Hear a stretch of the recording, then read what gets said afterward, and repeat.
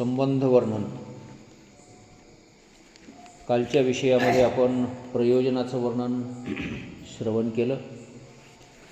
प्रयोजनामध्ये दोन प्रकारचे प्रयोजन सांगितले, एक परमप्रयोजन आणि एक अवांतर प्रयोजन.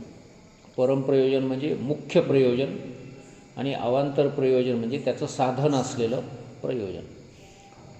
प्रयोजन या शब्दाचा अर्थ आहे फळ. दोन प्रकारचे फळ, एक परम फळ, सर्वश्रेष्ठ फळ, आणि त्याचं साधन म्हणून एक दुसरं फळ, म्हणजे त्याच्या थोडंसं अलीकडचं. जसं एखाद्या आंब्याला तोर येणे आणि त्या तोराला पुन्हा आंबे लागणे. आंबे लागणे हे परम प्रयोजन आणि त्या आंब्याला तोर येणे हे अवांतर प्रयोजन. अवांतर प्रयोजन का म्हणायचं त्याला? म्हणजे ते महत्त्वाचं नाही असं नाही, तोर आल्याशिवाय आंबे लागतच नाहीत, पण तोर येण्यावरच जर थांबले, पुढे आंबे जर नाहीच लागले तर मग ते तोर निष्फळ होतं. म्हणून आंबे हे परमप्रयोजन. आंबे लागल्याच्या नंतर पुन्हा अजून त्या आंब्याला दुसरं काहीतरी लागायची गरज नाही. आंबे लागणे म्हणजे त्याची इतिकर्तव्यता झाली. आता पुन्हा काही त्या आंब्याला पुन्हा आंबे किंवा पुन्हा फळ पुन्हा काही असं लागणं शक्य नाही.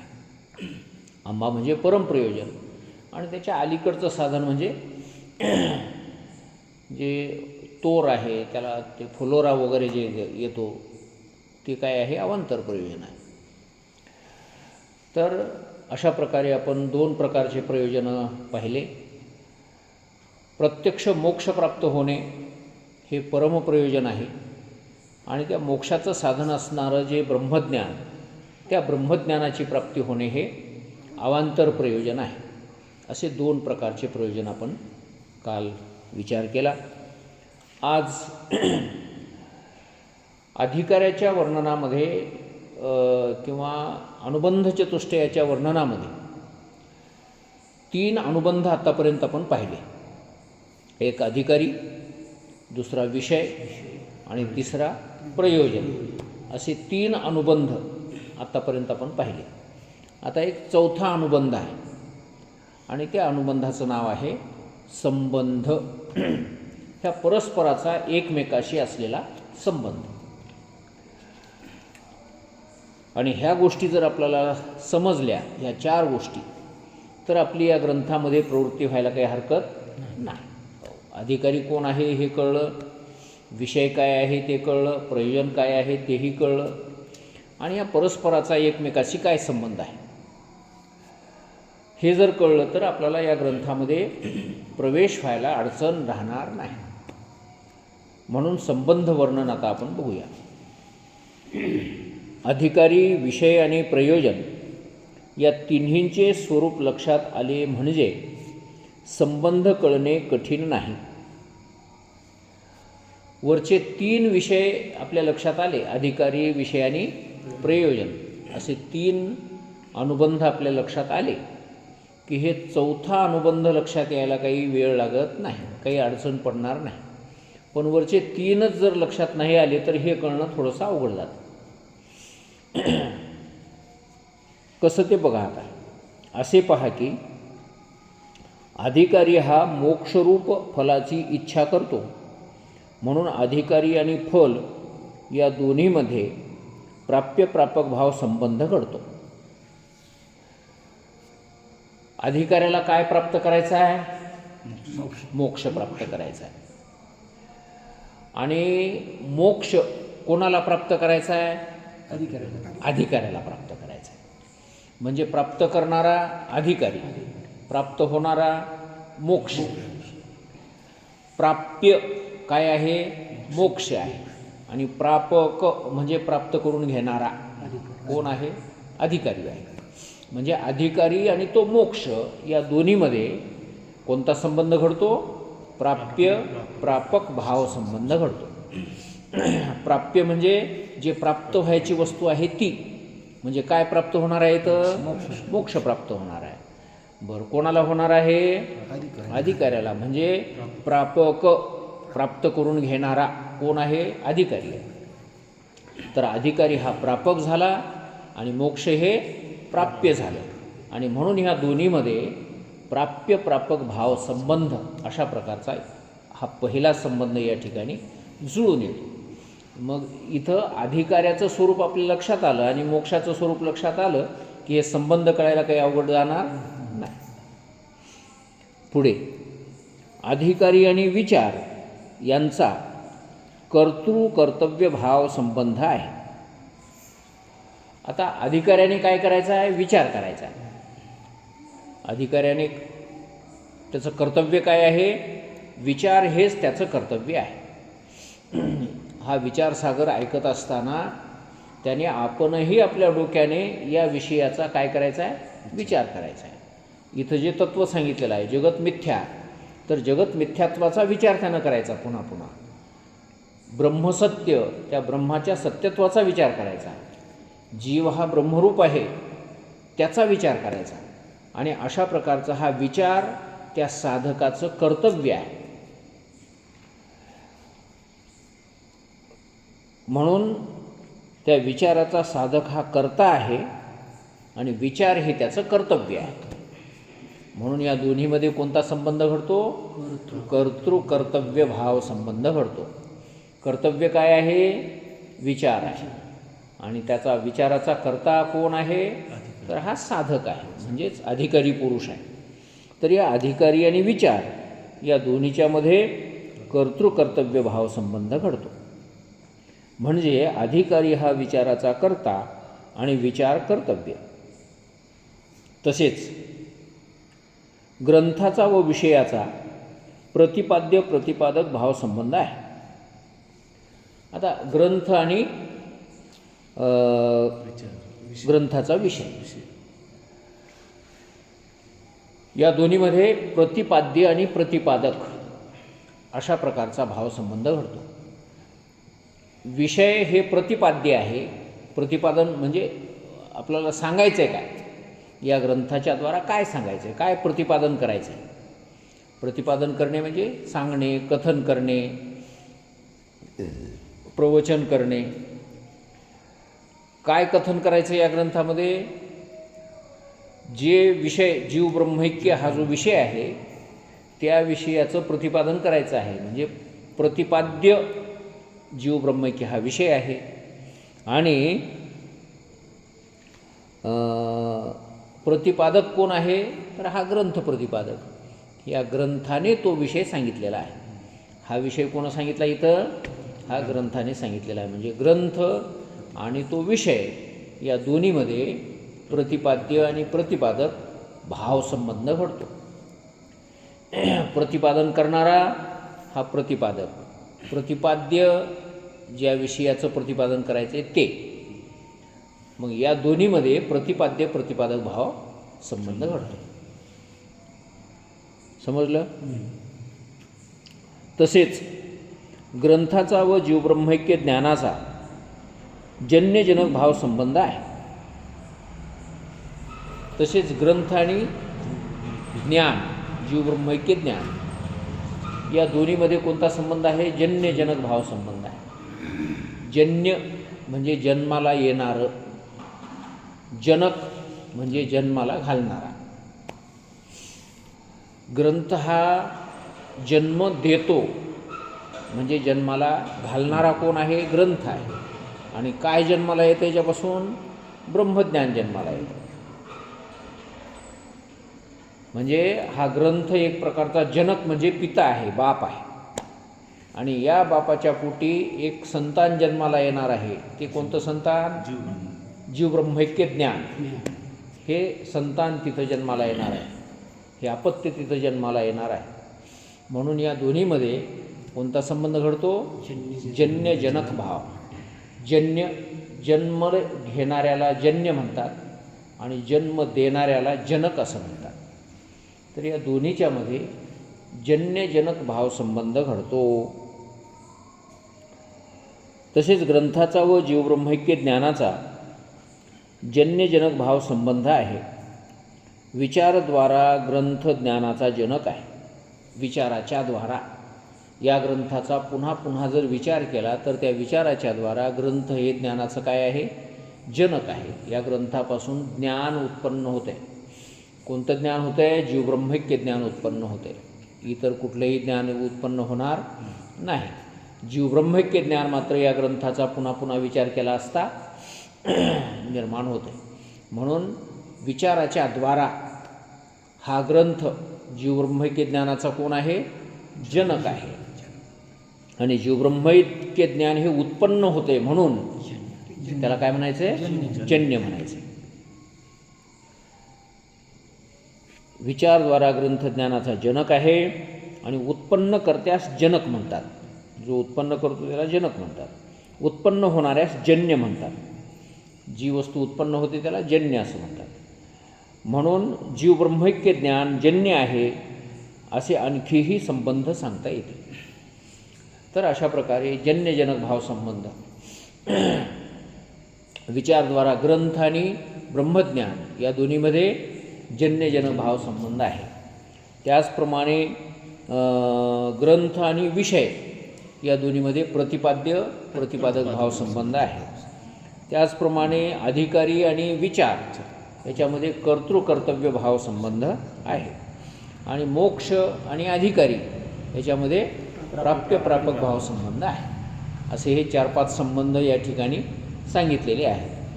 तर याच्याही पेक्षा अजूनही बरेचसे संबंध सांगता येऊ शकतात, आहे की नाही. तर हे संबंध आपल्याला कळले की बाबा या ग्रंथातल्या ज्ञानाने मोक्षाची प्राप्ती होते, म्हणजे याच्यामध्ये जन्यजनक भावसंबंध आहे. म्हणजे हा ग्रंथ आपल्याला काय करतो, मोक्षापर्यंत नेऊन पोचू शकतो हा विश्वास माणसाला निर्माण होतो हे संबंध कळल्यामुळं.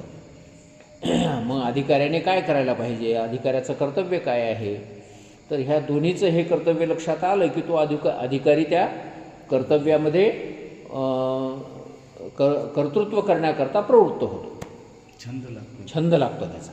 म्हणजे हे असे संबंध कळले की ग्रंथामध्ये प्रवृत्ती व्हायला काही अडचण राहत नाही. आता पुढे अधिकारी पुरुषास ब्रह्मज्ञानाची साधने. आता अधिकारी पुरुषाला याच्याशिवाय ब्रह्मज्ञान प्राप्त करून देण्याकरता अजून काही साधनाची गरज आहे. आता हे एवढे ते साधनं त्याच्याजवळ आहेतच असं गृहीत धरलं आपण. अधिकारी पुरुषाच्या जवळ काय काय आहे, सध्या उपलब्ध काय आहे, विवेक आहे, वैराग्य आहे, समाधिषटक आहे आणि मुमुक्षुता आहे. अशा ह्या 4 गोष्टी साधन चतुष्टय त्याच्याकडे उपलब्ध आहे. पण एवढ्यावरच ब्रह्मज्ञान मिळत नाही, अजून त्याला पुढे काहीतरी साधनं करावे लागतात. ही सगळी आता त्याचं ते बेस तयार झाला. विक्षेप आणि हे दोन ते तर अगोदर संपलेलेच आहे, त्याचं आता काही घेणं देणं नाही. मल आणि विक्षेप हे 2 दोष त्याचे संपल्याच्या नंतरच हा हां ते निवृत्त झालेलेच आहेत. आता त्याला काही करायची गरज नाही, त्याच्याकडे फिरून बघायचं नाही. आता त्याच्यानंतर ब्रह्मज्ञान मिळविण्याकरिता तो अधिकारी कसा असला पाहिजे, तर ते साधन चतुष्टय संपन्न असला पाहिजे. मग तो संपन्नही आहे. आता अधिकार संपन्न, साधन चतुष्टय संपन्न आहे म्हणजे तो अधिकारी झाला आहे. आता तो काय झाला, अधिकारी झाला. पण नुसता अधिकारी झाला म्हणजेच त्याला ब्रह्मज्ञान मिळते असं नाही, तर ब्रह्मज्ञान मिळविण्याकरता अजून काही साधनाची त्याला आवश्यकता लागते. एवढ्यावरच थांबून भागत नाही, अजून काही साधनं त्याला लागतात. काय लागतात दुसरे साधनं? मोक्षेच्छावान पुरुषास विवेक, वैराग्य, समाधिषटक आणि मुमुक्षुत्व ही 4 साधने असतातच. मोक्षेच्छावान पुरुषास, ज्याला मोक्षाची इच्छा आहे, मी मुक्त व्हावा अशा प्रकारची तळमळ ज्याला लागलेली आहे, संसार बंधनातून माझी सुटका व्हावी असं ज्याला तळमळीनं वाटतंय, त्याच्याजवळ हे 4 साधनं असतातच. कारण उगीच्या उगी विनाकारण कोणालाही ही इच्छा निर्माण होत नाही. ज्या अर्थी ही इच्छा निर्माण होते त्या अर्थी त्याच्याजवळ विवेक आहे, वैराग्य आहे, समाधी षटक साधन संपत्ती आहे आणि मुमुक्षुतासुद्धा आहेच. आता आपल्याच या ठिकाणी जर एवढीच माणसं आपण या ठिकाणी येऊन ऐकतो, याच्या पाठीमागंसुद्धा हेच गोष्टी कारण आहेत. आपल्याही अंतःकरणामध्ये विवेकाची जागृती झालेली आहे म्हणून तर आपण सगळं सोडून देऊन इथे येऊन बसायला लागलोत, हे ऐकायला लागलोत. पुन्हा प्राप्त असलेल्या भोगाचा, सुखाचा, संसाराचा त्याग करून आपण या ठिकाणी आलोत, म्हणजे वैराग्यसुद्धा आहेच. त्याबरोबर मनावर निग्रह, इंद्रियावर निग्रह, श्रद्धा, तितिक्षा, समाधान या सगळ्या गोष्टीसुद्धा आपल्या ठिकाणी थोड्याफार प्रमाणामध्ये का होईना बघायला मिळतात. आणि मोक्षाची इच्छा तर आहेच आहे. तर अशा प्रकारे साधन चतुष्टय संपन्न आपण आहोत. आणि नुसतं साधन चतुष्टय संपन्न असून चालणार नाही, तर त्याच्यापेक्षा अजूनही त्याला काही साधनं करण्याची गरज आहे. मोक्षेच्छावान पुरुषास विवेक, वैराग्य, समाधी षटक आणि मुमुक्षुत्व हे साधनं असतातच. याशिवाय श्रवण, मनन, निदिध्यासन व तत्वम पदार्थ शोधन ही 4 साधने ब्रह्मात्मैक्य ज्ञान प्राप्तीस आवश्यक आहेत. आता ह्याच्याशिवाय काय करायला पाहिजे? त्यानं श्रवण करायला पाहिजे. जे आपण आता करायला लागलो याचं नाव काय आहे? श्रवण आहे. त्या अधिकारी पुरुषाने मोक्ष प्राप्त करून घेण्याकरता, जीव ब्रह्मैक्य ज्ञान प्राप्त करून घेण्याकरता श्रवण करण्याची गरज आहे. केलेल्या श्रवणाचं मनन करण्याची गरज आहे. केलेल्या त्या मननाचं निदिध्यासन झालं पाहिजे. आणि निदिध्यासन झाल्याच्या नंतर पुन्हा तत्वम पदार्थ शोधनही झालं पाहिजे. असे अजून 4 साधनं त्याला लागतील. आणि तत्वम पदार्थ शोधनाच्या नंतर त्याला जीव ब्रह्मैक्य ज्ञानाची प्राप्ती होईल. आणि जीव ब्रह्मैक्य ज्ञान प्राप्त झालं की त्याला मोक्षच मिळणार आहे. म्हणजे आता त्याला 4च साधनाची गरज आहे. याशिवाय श्रवण, मनन, निदिध्यासन व तत्वम पदार्थ शोधन ही 4 साधने ब्रह्मात्मैक्य ज्ञान प्राप्तीस आवश्यक आहेत. ब्रह्मात्मैक्य ज्ञान प्राप्त करून घेण्याकरता हे 4 साधनं त्याला करावीच लागतात. नुसतं विवेक त्याच्याजवळ आहे म्हणजे ब्रह्मज्ञान मिळणार नाही.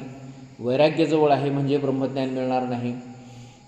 समाधी षटक किंवा मोक्षत्वा त्याच्याजवळ आहे म्हणून ब्रह्मज्ञान मिळणार नाही. तर ब्रह्मज्ञान मिळविण्याकरता वेदांत शास्त्राचं श्रवण करावं लागेल, त्याच्यावर मनन करावं लागेल, निदिध्यासन करावं लागेल. तत्वम पदार्थ शोधन झाल्याच्या नंतर मग त्याला ब्रह्मज्ञानाची काय होईल? प्राप्ती होईल. म्हणजे एकंदर 8 साधने झाली. म्हणजे सगळी एकूण साधनं किती झाले? 8 झाले. कोणते? पहिले ते 4 साधनं विवेक, वैराग्य, समाधी षटक आणि मुमुक्षुता हे 4. आणि त्याच्याशिवाय श्रवण, मनन, निदिध्यासन आणि तत्वम पदार्थ शोधन असे 8 साधनं झाले. ही 8 अंतरंग साधने आहेत. आणि यज्ञादिक कर्मे व उपासना ही ब्रह्मात्मैक्य ज्ञानाची बहिरंग साधने आहेत. मग आता हे 8 जे साधनं आहेत, हे 8 साधनं कशी आहेत? अंतरंग साधनं आहेत. आणि या 8 साधनाच्या अगोदर जे साधनं आपण करत होतो, यज्ञादी कर्म, तीर्थयात्रा, उपासतापास, जप, तप हे अशा प्रकारचे बहिरंग साधनं. त्या बहिरंग साधनाने काय केलं? आपल्या अंतःकरणाची शुद्धी करून दिली, अंतःकरणाची स्थिरता करून दिली. एवढंच काम त्यांचं होतं. आणि एवढं काम करून ते त्या ठिकाणी विराम पावले. त्याच्यात येम, नियम, प्राणायाम, धारणा ध्यान हे येतात काय? ते चित्ताची एकाग्रता करण्याकरता ते बी येतेच. उपासनेमध्ये येऊन जाईल ते. उपासना करत असताना मनाची एकाग्रता साधण्याकरता आपल्याला ते प्राणायाम, आसन वगैरे हे ते समाधीची जी अष्टांग समाधी सांगितलेली आहे, डिसिप्लिन लागा म्हणून हे हां शरीराला बसण्यासाठी. हां कारण शरीर स्थिर झालं की त्या दिवशी बघितलं आपण मन स्थिर व्हायला हरकत नाही आणि शरीराला स्थिर करण्याकरता हे योगासनं वगैरे हे करण्याची गरज आहे. तर ते ह्याच्या अगोदरचे साधनं सगळे ते आणि त्या साधनाने अंतःकरणाची शुद्धी झाली, स्थिरता झाली. त्याच्यानंतर मग त्याच्या पुढे विवेक, वैराग्य, समाधी, षटक आणि मुमुक्षुता हे त्याच्यानंतर पुढचे साधनं आले. आणि त्या साधनाच्या पुढे अजून श्रवण, मनन, निदिध्यासन, तत्त्वम पदार्थ शोधन असे हे त्याच्यानंतर पुढे साधनं आले. आता तत्त्वम पदार्थ शोधनाच्या नंतर ब्रह्मज्ञानच आहे. मग आता ब्रह्मज्ञानाच्या जवळचे जे साधनं असतात त्याला अंतरंग साधनं म्हणायचं आणि ब्रह्मज्ञानापासून दूरचे जे असतात त्यांना काय म्हणायचे? बहिरंग साधनं म्हणायचे. बहिरंग साधनं म्हणजे खूप दूरचे असलेले आणि अंतरंग म्हणजे अतिशय जवळ असलेले. तर असे हे 8 काय आहेत? अंतरंग साधनं आहेत आणि याच्या अगोदरचे यज्ञादी कर्मे आणि उपासना हे बहिरंग साधन आहे. अंतरंग म्हणजे ज्ञानाचे जवळचे साधनाचे लक्षण. आता अंतरंग साधनाचं लक्षण काय आहे? कशाला म्हणावं अंतरंग साधन? त्याचं या ठिकाणी वर्णन करतात. श्रवणामध्ये किंवा ज्ञानामध्ये ज्याचा प्रत्यक्ष उपयोग होतो त्यास अंतरंग साधन म्हणावे. श्रवणामध्ये किंवा ज्ञानामध्ये ज्याचा प्रत्यक्ष उपयोग होतो त्याला कोणतं साधन म्हणायचे? अंतरंग साधन म्हणायचे. श्रवण करण्यामध्ये प्रत्यक्ष ज्याचा उपयोग होतो, श्रवण करण्यात कोणाचा प्रत्यक्ष उपयोग होतो? विवेक, वैराग्य, समाधी, षटक आणि मुमुक्षुता हे 4 साधनं ज्याच्याजवळ असतील तोच माणूस श्रवण करू शकतो. म्हणजे श्रवणाला अतिशय जवळ लागून असलेले, चिटकून असलेले हे 4 साधनं श्रवणामध्ये प्रत्यक्ष याचा काय होते? उपयोग होतो. विवेकी माणूस या ठिकाणी अविवेकी माणूस बसणारच नाही. विवेक ज्याच्याजवळ नाही तो इथं बसणार नाही, वैराग्य नाही तोही बसणार नाही, तो श्रवण करणारच नाही. ती म्हणजे हे आपल्या कामाचं नाही. ज्याला मोक्षाची इच्छा नाही तोही नाही बसणार. हां, हे 4 गोष्टी एकत्र आल्या तर हे 4 गोष्टी ज्याच्याजवळ असतील तोच माणूस श्रवण करायला येतो. म्हणून श्रवणामध्ये या 4 साधनाचा प्रत्यक्ष उपयोग आहे. आता पुढचे जे साधनं आहेत श्रवण, मनन, निदिध्यासन आणि तत्त्वम पदार्थ शोधन त्याचा ज्ञानामध्ये प्रत्यक्ष उपयोग आहे. म्हणजे त्या 4 साधनाने ज्ञानाचीच उत्पत्ती होणार आहे. आता म्हणून ज्ञानामध्ये किंवा श्रवणामध्ये ज्याचा उपयोग होतो त्याला काय म्हणायचं? अंतरंग साधन म्हणायचं. आणि ज्याचा ज्ञानामध्ये किंवा श्रवणामध्ये उपयोग होत नाही, केवळ चित्तशुद्धी आणि चित्ताची स्थिरता एवढंच ज्याचं फळ आहे त्याला बहिरंग साधन म्हणायचं. चला पुढे. श्रवणामध्ये किंवा ज्ञानामध्ये ज्याचा प्रत्यक्ष उपयोग होतो त्यास अंतरंग साधन म्हणावे. विवेकादी 4 साधने असतील तर त्यांचा श्रवणामध्ये साक्षात उपयोग आहे. विवेकाधिक 4 साधनं असतील तरच त्याचा श्रवणामध्ये साक्षात उपयोग होतो, प्रत्यक्ष उपयोग होतो. विवेकी माणूस श्रवण करण्यासाठी येतोच येतो. वैराग्यवान माणूस हे गोष्टी श्रवण करणार म्हणजे करणारच. मोक्षाची इच्छा असलेला याचं श्रवण करतोच करतो. म्हणून विवेकादी 4 साधने असतील तर त्यांचा श्रवणामध्ये साक्षात उपयोग आहे. कारण की विवेक वैराग्यादिका वाचून विषयासक्त बहिर्मुख पुरुषांना श्रवण घडत नाही. ज्याच्याजवळ विवेक नाही, ज्याच्याजवळ वैराग्य नाही, जो बहिर्मुख आहे, बहिर्मुख म्हणजे ज्याचं विषयाकडेच तोंड आहे, संसाराकडेच ज्याचं तोंड आहे, बाहेरच ज्याचं तोंड आहे, मुख आहे, त्याला काय म्हणतात? बहिर्मुख. विषयाने भरलेलं. हां, बाहेरच्या विषयाने जो आपलं ज्याचं जीवन रंगून गेलेलं आहे असा. आणि अंतर्मुख कशाला म्हणावं? ज्याचं आत असलेल्या आत्म्याकडे तोंड आहे, ज्याच्या इंद्रियाचं, ज्याच्या मनाचं तोंड कुणीकडं आहे? आत्म्याकडं आहे. आतल्या परमात्म्याकडे आहे, त्याला अंतर्मुख म्हणायचं आहे. आपल्या मनाचं तोंड कोण्या दिशेला आहे? मनाचं, इंद्रियाचं तोंड. बहुतेक हे सगळे इंद्रिय जे आहेत आपले, हे बाहेरच्या विषयाकडेच धावणारे इंद्रिय आहे. वेदामध्ये वर्णन करण्यात आलं आहे, परांची खाणी व्यतृणत स्वयंभू तस्मात् परांग पश्यती न अंतरात्मा. स्वयंभू ब्रह्मदेवाने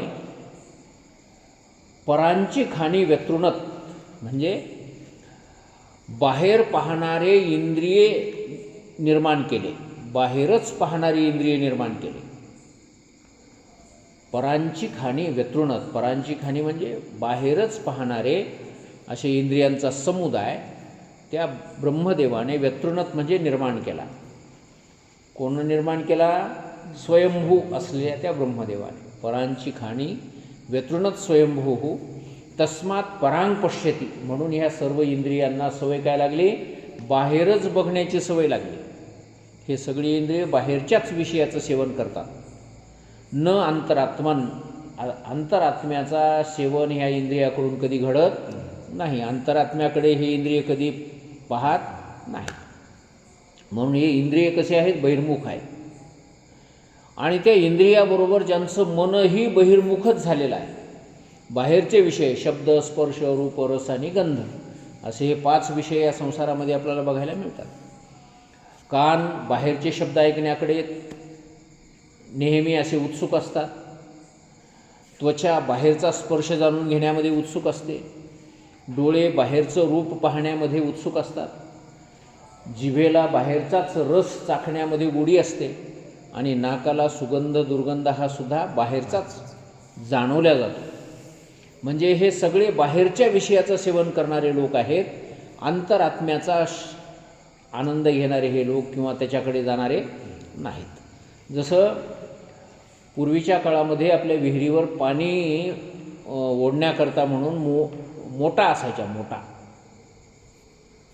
मोट. आता त्या मोटचंच मोटार झालं. त्या मोटरला लावलेले बैल दिवसभर मोट ओढायचे. पाणी त्यांच्या पाठीला लागून असायचं, पण दिवसभर त्याला पाणी प्यायला मिळायचं नाही. का? त्याचं तोंड उलटं आहे त्या पाण्याच्या. पाणी पाठीमागं, बहिर्मुख म्हणतात त्याला. आणि ते बैलाचं तोंड त्या पाण्याच्या विरुद्ध दिशेला. तसं पाणी राहिले पाठीमागं आणि ह्यांची धाव आहे अशी इकडच्या पुढच्या समोरच्या बाजूला. म्हणून त्या बैलाच्या किती पाठीमागं जवळ भडभड भडभड ते वाहायले, पण त्याला एक घोटसुद्धा प्यायला मिळत नाही. आमचे माऊली म्हणायचे, गुरुवर्य माऊली, शेपटी भिजाल्यात त्या पाण्यात त्या बैलाच्या, पण त्या बैलाला पाणी प्यायला मिळत नाही. केव्हा मिळते मग? ते मोठं सोडावं आणि त्या बैलाचं तोंड इकडं फिरवावं, त्यावेळेस त्या बैलाला त्या नालीमध्ये, त्या दांडामध्ये वाहणारं पाणी प्यायला मिळत असतं. तसंच तुमच्या आमच्या हे 5 बैल आहात, 5 ज्ञानेंद्रिय, आणि त्याच्या पाठीमागं एक मन नावाचा मोठा बैल आहे. हे सगळेच्या सगळे बाहेरच्या विषयाकडेच धाव घेत आहेत. पण अंतरात्मा, त्या मनाच्या पाठीमागे असलेला जो आत्मा आहे, परमात्मा आहे, त्याच्याकडे एकाचंही तोंड नाही. म्हणून हे सगळीच्या सगळी इंद्रिय बाहेरच मुख असलेले आहेत. आणि या इंद्रियाबरोबर धावणारे, मनाबरोबर धावणारे, त्या अशा लोकांना सुद्धा काय म्हणायचं मग? बहिर्मुखच म्हणायचं. आणि जे बाहेरच्या विषयाकडे न धावता वैराग्य धारण करून, विवेक धारण करून हे श्रवण करण्याकरता येऊन बसतात, असे लोक अंतर्मुख असतात. आणि म्हणून अंतर्मुख असलेल्याच लोकांना श्रवण घडतंय, बहिर्मुख असलेल्या लोकांना श्रवण घडत नाही.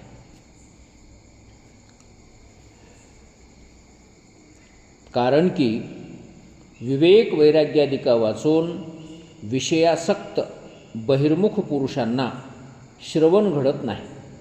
विषयासक्त म्हणजे या पंचविषयाशी आसक्त असलेले, पंचविषयाचीच गोडी ज्यांना पुन्हा पुन्हा चाखावी असं वाटतंय आणि त्या गोडीशिवाय दुसरी जगामध्ये गोडी नाहीच असा ज्यांच्या मनाचा निश्चय झालेला आहे, खरं सुख जर कुठं असेल तर इंद्रियाच्या ठिकाणी, इंद्रियाचे विषय भोगताना खरं सुख आहे, याच्याशिवाय जगामध्ये दुसरीकडे सुख नाही असा ज्यांचा निश्चय झालेला आहे.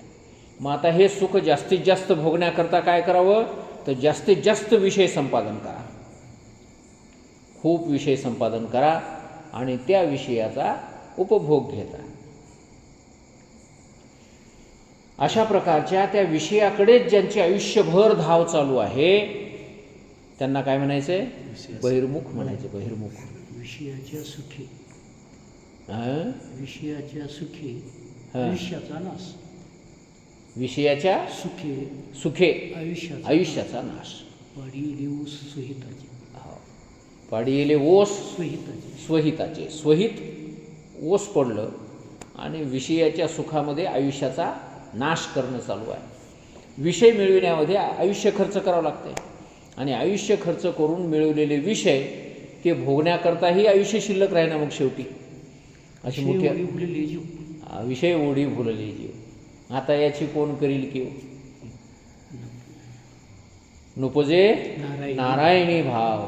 पाहुनी ठाऊ नरदेव. हो, या नरदेहासारखं उत्तम ठिकाण प्राप्त होऊन सुद्धा नारायणाबद्दल थोडासाही भाव त्यांच्या मनामध्ये निर्माण होत नाही. विषयाच्या ओढीमध्ये भुलले हे जीव. आता याची कोण कीव करणार आहे? तुकाराम महाराजचे वाक्य बघा किती सुंदर आहे. विषय ओढी भुलले जीव, आता याची कोण करील कीव.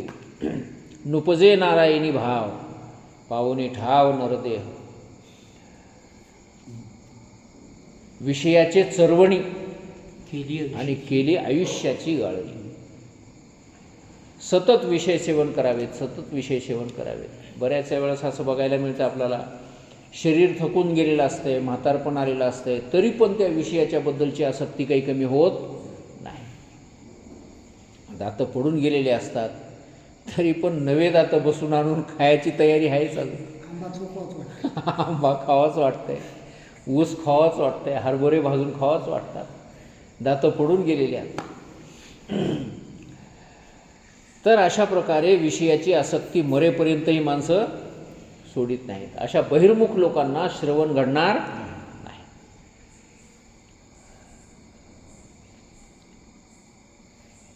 विवेक वैराग्यादिका वाचून विषयासक्त बहिर्मुख पुरुषांना श्रवण घडत नाही. तसेच श्रवण मनन निधिध्यासनाचा ज्ञानोत्पत्तीमध्ये उपयोग आहे. जसं विवेक वैराग्यादिकांचा श्रवणामध्ये उपयोग आहे, तसंच श्रवण मनन निधिध्यासन आणि तत्त्वम पदार्थ शोधन यांचा काय आहे? ज्ञानाच्या उत्पत्तीमध्ये, प्रत्यक्ष ज्ञानाच्या उत्पत्तीमध्ये यांचा उपयोग आहे. आता आपण इथं ही ऐकणारी मंडळी श्रवणापर्यंत येऊन पोचलेली मंडळी आहोत आपण, आहे की नाही? ज्ञानापासून किती अंतर राहिले आपलं आता? मनन निधिध्यासन आणि तत्त्वम पदार्थ शोधन अशा 3च पायऱ्या ओलांडायच्यात आणि त्या 3ऱ्या पायरीवर आपल्याला ब्रह्मज्ञानाची प्राप्ती होणार आहे. एवढ्या जवळ त्या ब्रह्मज्ञानाच्या आपण पोचलेले आहोत. ज्याचा प्रत्यक्ष श्रवणामध्ये उपयोग होतो किंवा प्रत्यक्ष ज्ञानात उपयोग होतो त्याला काय म्हणायचं आहे? अंतरंग साधन म्हणायचे. आणि ज्याचा श्रवणातही उपयोग होत नाही आणि ज्ञानातही होत नाही, केवळ चित्ताची शुद्धी आणि स्थिरता एवढंच ज्याचं काम आहे त्याला बहिरंग साधन असं म्हणतात.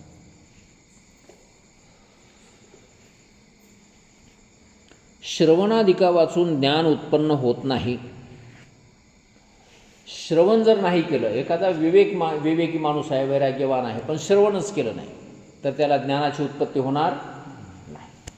असे बरेचसे लोक असतात पण त्यांना हे ग्रंथ ऐकायला मिळत नाही. दुर्भाग्यानं म्हणा, श्रवण घडत नाही. काहीतरी प्रारब्ध प्रतिबंध असेल म्हणा, अजून त्यांचं पुण्य उदयाला आलं नसेल म्हणा, आणि हे श्रवण त्यांना घडत नाही. आणि श्रवण न घडल्यामुळे त्यांना ब्रह्मज्ञान होणार नाही. श्रवण व्हावंच लागतं. खूप मोठी संख्या आहे. विवेकी काय कमी लोक आहेत का? बऱ्याच लोकांना कळते की बुवा हे देह नाशिवंत आहे, क्षणभंगूर आहे, एक परमात्मा देव नावाची कोणती तरी वस्तू आहे, त्या देवावर आस्थाही आहे, त्यांची विश्वासही आहे, देवाची भक्ती करतात त्याच्या आयुष्य परीनं. घालवतात. हो, अगदी इतकुसं चुकू देणार त्या फक्त श्रवण म्हणा निधी द्यायचं तत्वपदार्थ हीच बाजूला राहते. हां, हे बाजूला राहून जाते, बाकीचं सगळं करतात. आयुष्य घालवतात. हां, विवेकी नाहीत असं नाही, वैराग्य नाही असंही नाही, शमदमादिक साधनही त्यांच्याकडे असतील आणि हे जे करालेत ते मोक्ष मिळावं वगैरे या भावनेनंही करीत असतील, पण श्रवण त्यांना घडत नाही. काय कारण आहे कोणास ठाऊक. आणि श्रवण जर नाही घडलं तर त्याला ज्ञानाची प्राप्ती होणार नाही. श्रवणादिकांचा ज्ञानोत्पत्तीमध्ये प्रत्यक्ष उपयोग आहे, म्हणून श्रवणादिक ही साधने अंतरंग आहेत. म्हणून श्रवणादिक हे साधनं कसे आहेत? अंतरंग साधनं आहेत. श्रवण घडलंच पाहिजे ज्ञान प्राप्त करून घेण्याकरता. श्रवण करता करताच ऐकता ऐकता हळूहळू आपल्याला पहिल्यांदा शब्दाचे अर्थ कळतील, शब्दाचे अर्थ कळता कळता त्यातला भाव समजायला लागेल, भाव कळता कळता आपल्या मनामध्ये काही शंकाही निर्माण होतील, हळूहळू शंकाही दूर होऊन जातील सगळ्या, आहे की नाही? शंका निर्माण तर व्हावंच लागतील की. शंका निर्माण झाल्याशिवाय खरं ते विषयाचं निश्चितीकरण कसं काय होईल? हलवूनी खुंट नाधी करावा बळकट. शंका आल्याच पाहिजे, शंका विचारल्याच पाहिजे आणि त्या शंकांचं निरसनही झालं पाहिजे. ती मननामध्ये सगळं घडतं. हां, मननामध्ये निधिध्यासनामध्ये ह्या सगळ्या गोष्टी घडतात. श्रवण करण्यामध्ये ऐकता ऐकता आपल्या बऱ्याचशा मनातल्या शंका दूर होऊन जातात. आणि जर समजा एखादी शंका दूर नाही झाली तर विचारायचं. शंका आलेली मनामध्ये तशी ठेवायची नाही, कारण तिची मग ती गाठ बनते, गाठ बनली की मग त्याचं ते जखम बनते, जखम बनली की त्याचं ते मग वेगळंच कॅन्सरमध्ये रूपांतर होते. हां, तिथून तोडा लागते. हां, मग ते शंका मनामध्ये ठेवायची नाही. पुढे अडचण येते तत्वम पदार्थ शोधा. हो, ती गाठभरी काही येत नाही, पण पुढे अडचण. पुढे अडचण येते. म्हणून श्रवणाशिवाय ब्रह्मज्ञानाची प्राप्ती नाही. श्रवणादिकांचा ज्ञानोत्पत्तीमध्ये प्रत्यक्ष उपयोग आहे, म्हणून श्रवणादिक ही साधने अंतरंग आहेत. विवेकादी 4 साधने ही साक्षात ज्ञानोत्पत्तीस हेतू नाहीत, म्हणून ती श्रवणादी 4 साधनापेक्षा ज्ञानोत्पत्तीच्या दृष्टीने बहिरंग आहेत. यज्ञादिक कर्मापेक्षा मात्र ती अंतरंग आहेत. आता सगळ्यात बहिरंग कोण? यज्ञादी कर्मे आणि उपासना. सगळ्यात बहिरंग, सगळ्यात बाहेरचे साधन. त्याच्याहून थोडेसे मधले अंतरंग ज्ञानाच्या जवळचे, ज्याचा श्रवणामध्ये उपयोग होतो. विवेक, वैराग्य, समाधी, षटक आणि मुमुक्षु हे 4 साधनं श्रवणामध्ये त्याचा उपयोग होतो. आणि त्याच्याही पेक्षा ज्ञानाच्या अजून जवळचे कोणते? श्रवण, मनन, निधिध्यासन, तत्वम पदार्थ शोधन हे ज्ञानाला अतिशय जवळचे साधन. कारण ह्यांच्यानंतर आता ज्ञानच. म्हणून श्रवण, मनन, निधिध्यासन, तत्वम पदार्थ शोधन हे अंतरंगच साधन, हे अंतरंगच साधन. आणि विवेक, वैराग्य, समाधी, षटक आणि मुमुक्षुता ही या श्रवण मननादिकापेक्षा बहिरंग आणि कर्म उपासनेपेक्षा अंतरंग. जर मध्यभागी मोक्ष घेतला ब्रह्म म्हणजे बाजूनं जर वर्तुळ काढलं तर सुरुवातीला ज्ञानाचं राहते, त्याच्यानंतर वरचं वर्तुळ आपल्या याचं श्रवण मननाचं, त्याच्यानंतर विवेकादी, मग हे त्याच्यानंतर मग कर्म उपासना. मग त्याच्यानुसार हे करता येतं. हां, जवळ कोणतं हां, याच्या हे बहिरंग, त्याच्या हे अंतर. हां. किंवा असं समजा की आपल्याला देवाचं दर्शन घ्यायचं आहे आणि देवाच्या दर्शनाला असं लाईन धरून माणसं बारी धरून उभं टाकले. सगळ्यात पाठीमागं कर्म, त्याच्यानंतर पुढे उपासना, त्याच्यानंतर विवेक, वैराग्य, समाधी, षटक आणि मुमुक्षुता, त्याच्यानंतर श्रवण, मनन, निधिध्यासन, तत्वम पदार्थ शोधन आणि मग देवाचं दर्शन. मग आता देवाच्या दर्शनाला अतिशय जवळचं कोण? तत्त्व पदार्थ शोधन. त्याच्याजवळचं निधिध्यासन, त्याच्याजवळचं मनन, त्याच्या पाठीमागं श्रवण, श्रवणाच्या पाठीमागं हे मुमुक्षुता, हे 4 साधनं विवेक वैराग्य समाधी. किंवा हे 4 साधनाचा गठ्ठाच असं जर धरला, हे 4 साधनं हे या ठिकाणी, पुढची 4 साधनं त्या देवाच्या जवळ, थोडंसं त्या श्रवण मननाधिकाच्या पाठीमागं विवेक वैराग्याधिक, आणि विवेक वैराग्याधिकाच्या पाठीमागं कर्म उपासना, क्रमाक्रमानं. आता कर्म उपासना हे सगळ्यात बहिरंगच, आणि श्रवण मननाधिक हे सगळ्यात अंतरंगच. पण हे मधले जे आहेत विवेक वैराग्याधिक, हे ज्ञानाच्या दृष्टीनं बहिरंग आणि याच्या दृष्टीने आणि कर्म उपासनेच्या दृष्टीनं अंतरंग. अशा प्रकारे हे एकदा अंतरंग होतात, एकदा बहिरंग होतात. कर्माकडे जर दृष्टी टाकली तर अंतरंग, आणि श्रवण मननाकडे जर दृष्टी टाकली तर बहिरंग आहे. जसं वडील मुलगा तो नेहमी वडीलच असतो, आणि धाकटा जे असते ती नेहमी धाकटाच असते. पण मधला जे असते की नाही, वडील धाकटे, हां, ते धाकट्याच्या दृष्टीनं वडील आणि वडिलाच्या दृष्टीनं धाकटा, असं. विवेकादी 4 साधने ही साक्षात ज्ञानोत्पत्तीस हेतू नाहीत, म्हणून ती श्रवणादी 4 साधनांपेक्षा ज्ञानोत्पत्तीच्या दृष्टीने बहिरंग आहेत. यज्ञादी कर्मापेक्षा मात्र ती अंतरंग आहेत. समजलं? हे अंतरंग आणि बहिरंग साधनाचं हे लक्षण. याच्यानंतर पुढे सांगतात बहिरंग म्हणजे ज्ञानाच्या दूरचे साधनाचे लक्षण. आता ज्ञानापासून जे दूरचे साधनं आहेत त्याचं लक्षण काय, बहिरंग साधनाचं लक्षण काय? तर ज्याचा श्रवणामध्ये किंवा ब्रह्मात्मैक्य ज्ञानोत्पत्तीमध्ये प्रत्यक्ष उपयोग नसून अंतःकरण शुद्धी किंवा अंतःकरणाची स्थिरता एवढेच ज्याचे फल असते त्यास बहिरंग साधन म्हणावे. आहे की आता हे समजलेच की ज्याचा श्रवणातही उपयोग नाही आणि ज्ञानातही उपयोग नाही ते बहिरंगच. अंतःकरणाची शुद्धी किंवा स्थिरता एवढाच ज्याचा उपयोग आहे असे ते सगळे साधनं कसे आहेत? बहिरंग आहेत. मग आता ते अंतःकरणाची शुद्धी करणारे कोणतेही साधन असो, तीर्थयात्रा आली त्याच्यात, मूर्तीपूजा आहे, या सगळ्या गोष्टीनं, आईवडिलांची सेवा आहे, या सगळ्या करण्यानं, समाजसेवा आहे, अजून कोणत्या ह्या ज्या गोष्टी, दानधर्म आहे, यज्ञकर्म आहे, हे सगळे बहिरंग साधन. याच्याने अंतःकरणाची काय होते? शुद्धी होते, आणि उपासनेनं अंतःकरणाची स्थिरता होते. म्हणून ते बहिरंगच साधन आहेत. प्रत्यक्ष श्रवणामध्ये त्याचा उपयोग होत नाही. तर उलट तीर्थयात्रा करणाऱ्या माणसाला श्रवण कसं काय घडेल सांगा? आज या तीर्थावर, उद्या त्या तीर्थावर, परवाला 3ऱ्या तीर्थावर, त्याला कसं काय श्रवण करणार सांगा ते? म्हणून ते साधनं जे बहिरंग आहेत त्या बहिरंग साधनं करणाऱ्याला श्रवणाधिक. म्हणून तर तुकाराम महाराजांनी म्हटलं आहे की बाबा रे, तुझं अंतःकरण शुद्ध झालं आहे, आता स्थिर झालेलं आहे, तू आता तीर्थयात्रा करीत फिरू नको. तीर्थी धोंडापाणी आणि देव रोकडा सज्जनी. तुझ्यासाठी आता नगदी देव कुठं आहे म्हणलं तर सज्जनाच्या ठिकाणी, संतांच्या ठिकाणी, श्रीगुरूच्या ठिकाणी तुला देव आहे. त्या तीर्थामध्ये तुझ्याकरता देव नाही, धर्म नाही. तीर्थामध्ये तुझ्यासाठी काय आहे आता? धोंडान पाणी.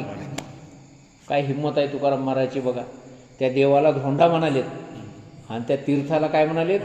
पाणी म्हणालेत. पाणी. तीर्थी धोंडा पाणी आणि देव रोकडा सज्जनी. हे कोण्या साधकाला सांगतात? की ज्याचं अंतःकरण शुद्ध झालं आहे, ज्याचं अंतःकरण स्थिर झालं आहे, विवेक वैराग्याधिक साधनवान आहे, अशा माणसाला म्हणतात तू आता श्रवण करण्याची गरज आहे. कुठंतरी असं एका ठिकाणी स्थिर राहा, भटकत फिरू नको. या तीर्थाला जाय, त्या तीर्थाला जाय. त्या तीर्थाला गेलास तरी तिथं काय मिळणार आहे तुला? धोंडान पाणी मिळणार आहे. पण या सज्जनाच्या ठिकाणी तुला श्रवण घडल आणि त्या श्रवणाचं रूपांतर मननात, निधिध्यासनात होता होता ब्रह्मज्ञानाची तुला प्राप्ती होईल, प्रत्यक्ष मोक्ष तुला मिळेल. म्हणून तुझ्यासाठी हे योग्य आहे. आता ज्याचं अंतःकरण शुद्ध नाही आणि स्थिरही नाही, त्याच्यासाठी तुकाराम महाराज काय सांगतात? तर तुकाराम महाराज त्याला म्हणतात की बाबा रे, जोवरी सकळ सिद्ध आहे, हात चालावया पाय, तव तू आपुले स्वहित पाहे, तीर्थयात्रे जाय, तू चुकू नको. त्याला सांगायला बापू तू इथं बसू नको, तू इथल्या कामाचा नाहीस, तुझं अंतःकरण अजून स्थिर झालेलं नाही, तुझ्या अंतःकरणातला मळ अजून गेलेला नाही, पाप करण्याची वासना तुझ्या अंतःकरणात आहे, मनही चंचल आहे, तर तुला इथं तू कामाचा नाहीस, हे श्रवण करण्याच्या तू कामाचा नाहीस. तू काय कर, तीर्थयात्रा कर, तीर्थयात्रेमध्ये फिरून ये, सगळ्या देवाधर्माचे दर्शनं कर, तीर्थामध्ये स्नान कर, केलेल्या पापाचा पश्चाताप कर, पुन्हा मला पाप मनात निर्माण होऊ नये अशी प्रार्थना कर त्या देवाची. आणि हे सगळं करता करता तुझं ते पाप अंतःकरणातलं धुवून जाईल, मन तुझं स्थिर होईल आणि मग तू हे श्रवण करायला ये. तर अशा प्रकारे वेगळ्या वेगळ्या साधकांना वेगवेगळ्या प्रकारे तुकाराम महाराज उपदेश करतात. तर अंतःकरण शुद्धी किंवा अंतःकरणाची स्थिरता एवढे ज्याचे फळ असते त्यास बहिरंग साधन म्हणावे.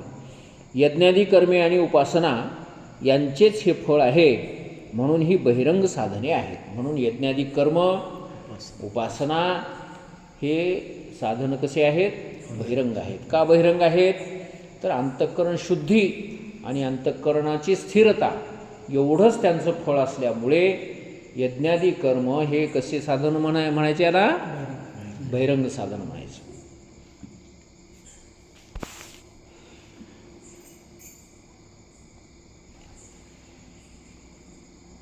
आता या ठिकाणी एक शंका विचारलेली आहे. यज्ञादी कर्मापासून स्वर्गादिकांची प्राप्ती होते असे शास्त्रात सांगितले आहे. यावरून यज्ञादी कर्मे संसार साधनेच आहेत, अंतःकरण शुद्धीस साधने नाहीत. मग यांना ब्रह्मात्मैक्य ज्ञान प्राप्तीचे साधनत्व कसे?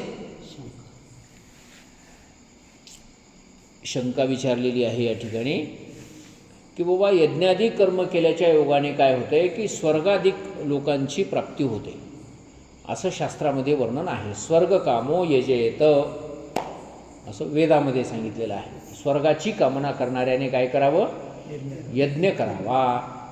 स्वर्ग कामो यजेत, स्वर्गाची कामना असणाऱ्याने यज्ञ करावा.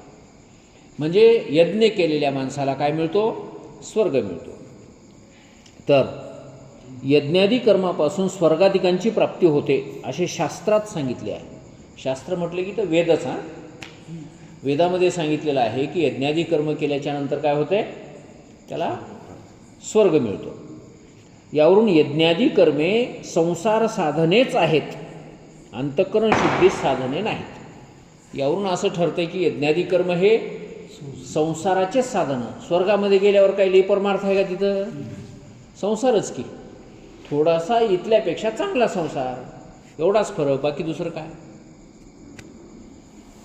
इथंही तेच विषय आहेत, पंचविषय, आणि तिथंसुद्धा तेच पंचविषय. एवढंच की इथं भूक जर भागवायची असेल तर भाकरी करावं लागतात. ते भाकरी करण्याकरता ज्वारी कमवावं लागते, शेतीचे कष्ट करावे लागतात, नंतर ज्वारी मिळते, त्या ज्वारीच्या भाकरी होतात आणि त्या भाकरी खाल्ल्याच्या योगाने मग पोट भरत असतं. हे पोट भरण्याची असं लांबच्या लांब प्रोसिजर आहे जरा आपल्या या मृत्यू लोकामध्ये. पण स्वर्गामध्ये तसं नाही. स्वर्गामध्ये अमृताच्या त्या कुंभाचं दर्शन झाल्याबरोबर तहान भूक निवारण होऊन जाते.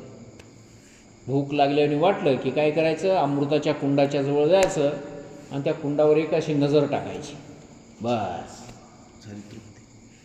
त्याला तहान भुकेचा त्रास होत नाही. पोटातच अन्न जाईना, पाणी जाईना, म्हणून त्यांना लघवी संडासचा सुद्धा त्रास नाही. आज पोट बिघडले म्हणायचं कामच नाही.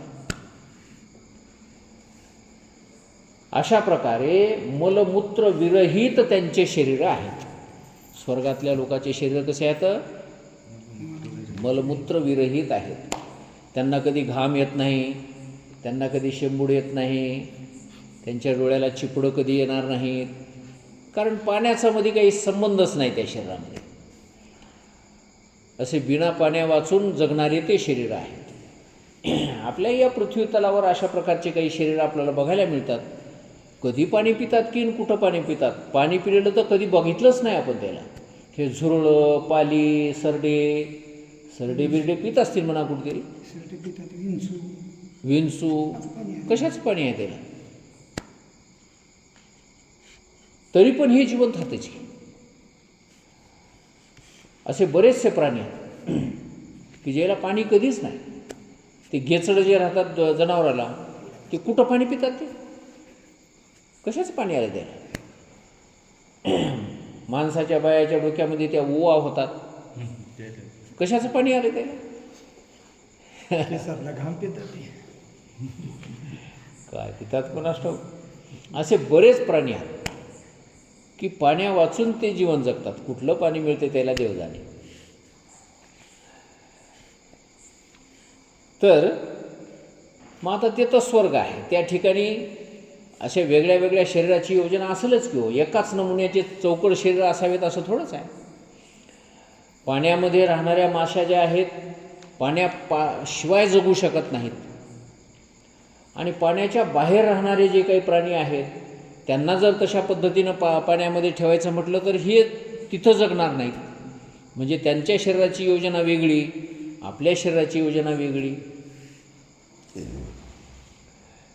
तिथं जर समजा एखादा काही खाण्याची वस्तू समोर आली तर तोंड उघडावंच लागत असेल की. आणि तोंड उघडल्याच्या नंतर आधी तोंडामध्ये काय जाते, पाणी जाते. मग आता त्या माशानं तोंडात पाण्यासंगच ते जे काही आपल्या समोर आलं खाण्याची वस्तू ती गिळली तर मग पाणी पोटात जाईलच की हो. ती वस्तूही पोटात जाईल आणि पाणीही पोटात जाईल. मग आता इतकालं पाणी जर ते पिऊ लागल्या तर मग ते वाचावं कसं त्या माशाने. पण भगवंताने त्याही पाण्यामध्ये त्या माशांना जिवंत राहण्याची व्यवस्था केलेली आहे की त्यांच्या तोंडात गेलेलं पाणी एक थेंबभरही पोटात जाईना. फक्त ते खाल्लेलं तेवढंच खाद्यवस्तू जी आहे तेवढंच त्याच्या पोटात जाते. बाकी कुठं फिल्टर बसविलं आहे, कुठं चाळणी बसविली, कुठं काय कोणता ते वाल बसविला आहे, बरोबर पाणी बाजूला निघून जाते आणि ते खायची वस्तू तेवढी पोटात जाते. ही भगवंताची योजना. म्हणजे इथंच जर या मृत्यू लोकामध्ये या पृथ्वी तलावर जर समजा अशा वेगळ्या वेगळ्या शरीराची योजना आहे, तर मग स्वर्गामध्ये आपल्यापेक्षा वेगळ्या शरीराची योजना का नसावी, असली पाहिजे. मग तिथल्या लोकांना अमृताकडे पाहिल्याबरोबर तहान भुकेची काय होते, निवृत्ती होते. काही गरज नाही तहान भूक लागण्याची. आपल्यापेक्षा विशेष भोग आहेत जरा. मग आता तिथल्या स्त्रियासुद्धा तशाच की मग, ठीक नाही, त्याच लेवलच्या. तिथले पुरुषही त्याच लेवलचे. बाकीचे इतर जे भोग आहेत ते मग आता सगळ्यात जास्त माणसाला काम करावं लागते ते कशाकरता, पोटाकरताच की बाकी दुसरं काय काम आहे माणसाला पोटाशिवाय. पोटासाठीच रात्रंदिवस खटपट. विकी एवढेसे पोट लागलेसे पाठी, नामदेव महाराज म्हणतात. टुजभर पोट आहे आणि त्या टुजभर पोट आमच्या असं पाठीमागं लागलं आहे विचारू नका, नामदेव महाराज म्हणतात. केवढेशे पोट आणि केवढा त्याचा बोभाट. त्या पोटानं तर हे सगळी वाट लावली सगळ्या माणसाची. खटपट करिता गेला सारा वेळ. हां, राम राम न म्हणता तुझी बसली दात खेळ. पोटासाठी खटपट करता करता सगळा वेळ जातो माणसाचा, पण परमार्थ करण्याकरता मात्र दातखीळ बसून जाते, तुकाराम महाराज म्हणतात. पोटा एकासाठी तुका म्हणे झाली कष्टी. पोटा एकासाठी तुका म्हणे झाली कष्टी. पोटाने फार मोठा त्रास दिला तुम्हाला आम्हाला. एक पोट जर नसतं माणसाला तर काहीच करायचं काम नव्हतं, आहे की नाही. जरी झाला संन्यासी तरी माध्यान्हाशी तोंडवाशी. पण संन्यास घेऊन सगळ्याचा त्याग करून जरी जंगलामध्ये गेला तरी दुपार झाल्याबरोबर त्यालाही भूक लागतेच की. झाडाचा पाला का होईना त्याला खावाच लागते. फळावळं कंदमुळं का होईना खावीच लागतात. पोटाचा त्रास आहे. आणि त्या स्वर्गातल्या लोकांना ते पोटाचा त्रास नाही बाबा, भुकेचा त्रास नाही. कारण त्या अमृताकडे बघितलं की झालं काम त्याचं. म्हणून त्याला ते शिजवायची गरज नाही, भिजवायची गरज नाही. आणि त्या अमृताचा एक गुण असा आहे म्हण की त्या अमृतामध्ये सगळ्या जगातले रस चाखायला मिळतात. ज्ञानेश्वर महाराजांनी सांगितले, अमृत रसास्वादनी रस सकळ का तीर्थे जिये त्रिभुवनी तिये घडती समुद्राव गहाणी अमृत रसास्वादनी रस सकळ. त्रिभुवनामध्ये जितके तीर्थ आहेत ते समुद्राचं स्नान केलं की सगळ्या तीर्थात स्नान केल्याचं पुण्य मिळून जातं. तिये घडती समुद्राव गहाणी अमृत रसास्वादनी, अमृताच्या रसाचा आस्वाद घेतला की रस सकळ, सगळ्या प्रकारचे रस त्याला मिळतात. सगळ्या प्रकारचे रस कसे काय मिळतात?